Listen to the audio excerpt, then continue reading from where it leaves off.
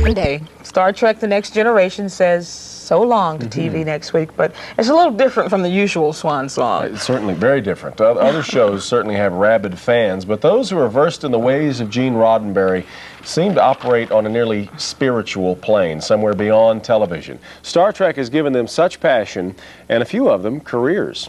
After that, what was it exactly you were wanting to do? Larry Nemecek of Norman is a lot busier than when we visited a few years ago. Okay. Almost on a whim, he started putting together the Star Trek Next Generation Companion, a guide so detailed and accurate even the show's writers and producers rely on it. These days it is sailing along, now in its 4th printing.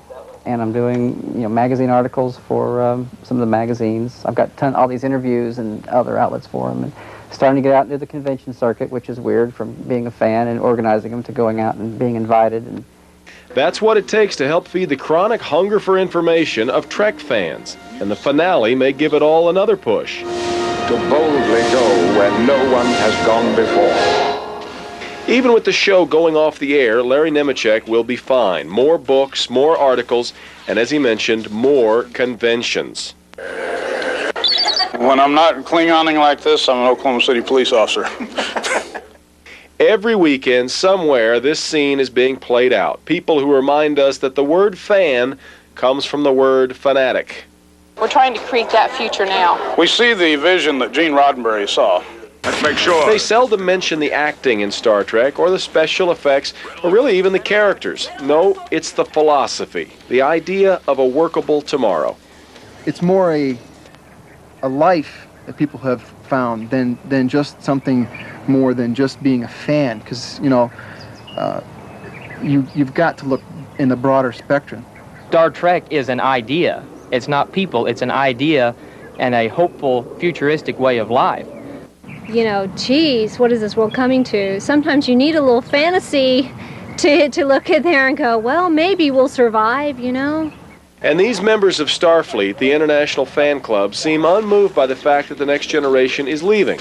The first show, in its measly 79 episodes, taught them one thing. You can take it off the air, but you can't stop it.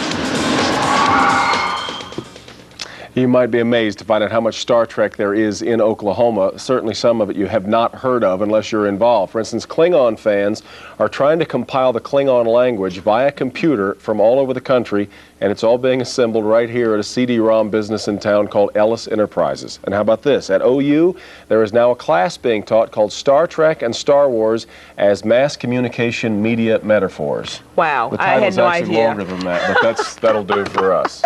I think we may need to look into that. Well, It's amazing. People love that stuff. I was going to mention also we saw Larry Nemecek there. Also, one of the very prolific cover artists who does a lot of the artwork for Star Trek lives in Muskogee. Yeah, I remember hearing that. It's pretty impressive stuff. Speaking of the Enterprise, it is climate controlled. Hey, but we're not. Jeff Lazarlier is up next to tell us what we could expect in our world.